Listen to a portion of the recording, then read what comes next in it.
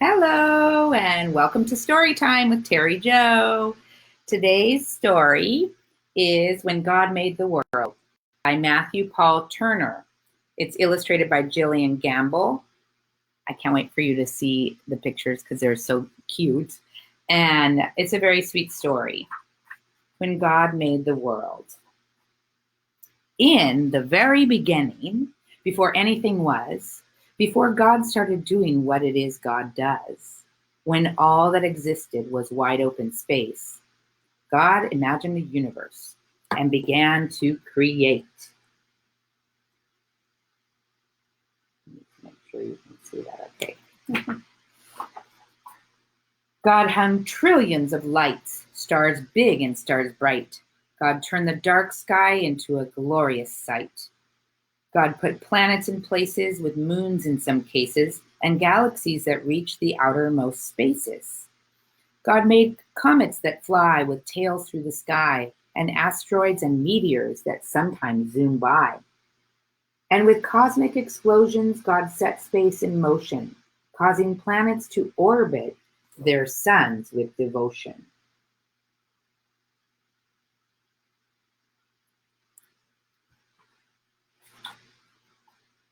And somewhere amid all the swirling light, inside a cluster of milky white, among stars and planets and cosmic dust, God made a place for the story of us. Because when God made the world, God displayed heaven's glory for you and for me and for all the world's stories.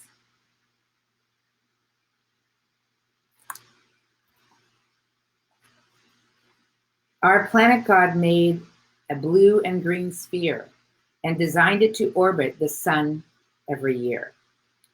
God made daytime and nighttime, climates and seasons, and all kinds of weather that varies by region. God made continents and oceans, islands and seas, a north and south pole that God put in deep freeze. Oh, these little pictures are so darling.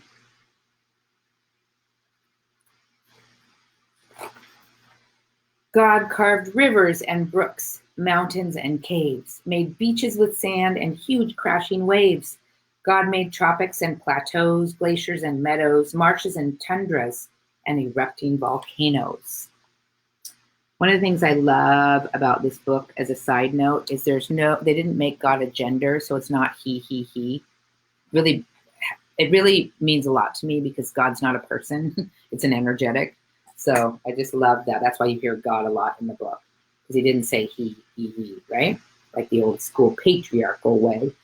God made some places high with peaks in the sky and places where snowflakes still fall in July. And in quite a few spots, God made it so hot, should you visit, just know that you must drink a lot. God made valleys so low and geysers that blow, and under Earth's surface, God put well springs that flow.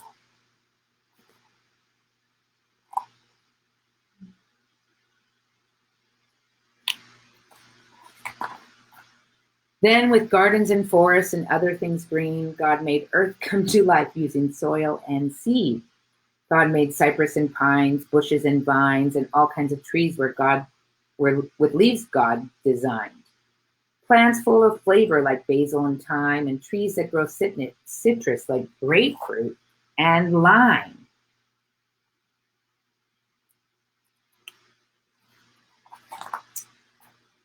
God made flowering plants and plants that enchant. While most you can't touch, God made some that you can't. Most you can touch, God made some that you can't. Roses, be warned, are prickly with thorns. And there's an African melon God covered in thorns. And poison ivy's backlash, giving you a rash. Wherever it touches, you'll itch and you'll scratch. But don't let that stop you. Run barefoot through grass. Pick a flower or two, or a bouquet perhaps. Find a tree you can climb, or with a seat and some twine, build your own very swing or a backyard zip line.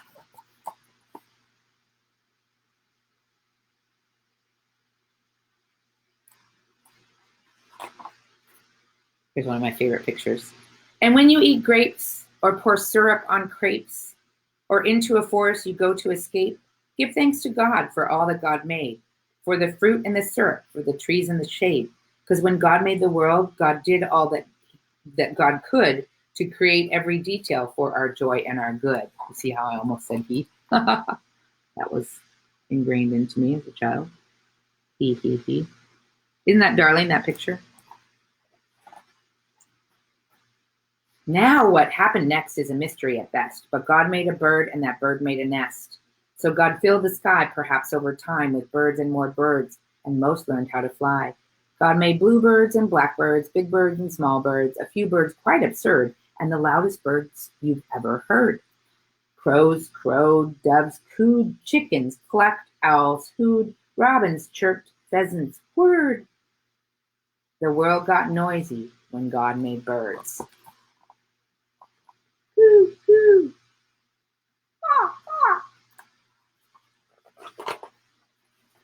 Then the oceans God filled with fish, sharks, and krill, creatures God made with fins and with gills. Swordfish and trout, fish sleek and fish stout, and whales that God made to breathe through a spout.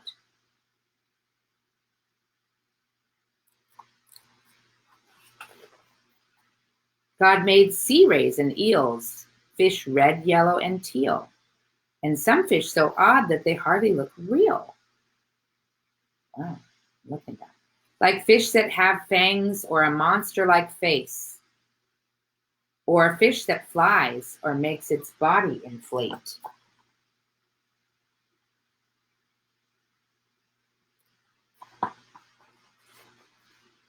And whenever a river, ocean, or sea touches dry land, there's likely to be all sorts of creatures living their lives on land and in water. That's how they survive. Like otters and frogs, turtles on logs, and crocodiles gathering in swampy bogs.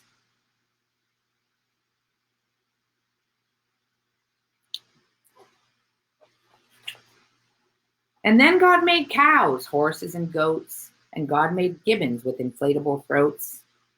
God planned lions to roar and tigers to pounce, and kangaroos, God thought, let's make you bounce. God made bears to growl, moles to plow, and under full moons, coyotes to howl. Donkeys brayed, giraffes bleated, jaguars prayed, rhinos stampeded, bunnies hopped, beavers chopped, and in muddy pools, hippos plopped.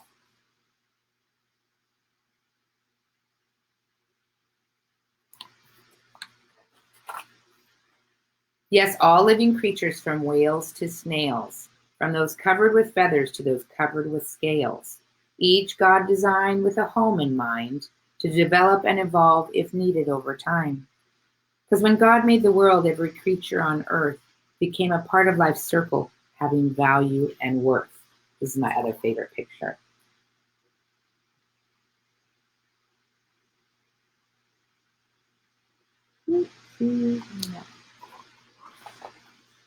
And God made people, people like you and me, people with souls, people with stories, a global family tree. God made us all flesh and bone covered in skin and made all our bodies to have hearts beating within. God gave us bellies and legs, fingers and toes, and fashioned our faces with eyes, mouth, and nose. God made our bodies uniquely equipped for walking and talking, to eat and to skip. God wired our brains to feel love and feel pain, to process and learn, to read and retain. But despite all we share, we're also unique. God made us all human with just a few tweaks. Sorry, my little screen's on me. Annoying. Each of our faces, bodies, and traits, our skin tones, our features, God did create. God made some people shy and some people loud, and some who thrive in the midst of a crowd. Some make music and some like math, and some are prone to blaze their own path. But always remember, because this much is true, God had a purpose for making you, you. No accidents here. We're all on purpose. and we agreed to come. Even if we didn't choose, we agreed to come. So use every gift, every talent or shtick. Make the world better with your God-given trick. Bring smiles to faces, show love and good graces to those who need hope in all different places. Discover a star, a planet or moon, or keep a forest from dying too soon. Save a whale, hug a tree, protect every bee, recycle, repurpose, find empathy. It actually says reject apathy, but I like better find empathy. I like to change the story sometimes.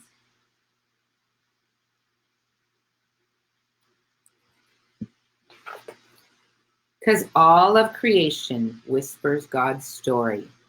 The mountain, the ocean, the blue morning glory, the raindrops, the sunshine, the grapes on the grapevine. With nature, God gives us a glimpse of divine.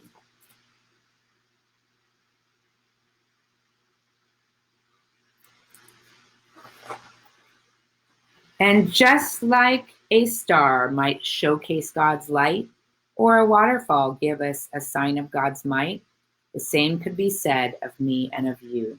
How we live, how we love, tells God's story too. Because when God made the world and the world started spinning, the story God wrote was just the beginning. That part makes me tear up a little. You are the beginning. You. So go out there. This is when God made the world. He made you the light to shine bright and to reach out and share the loving that you were created in and as. Remember, you are the blessing. Have a blessed day.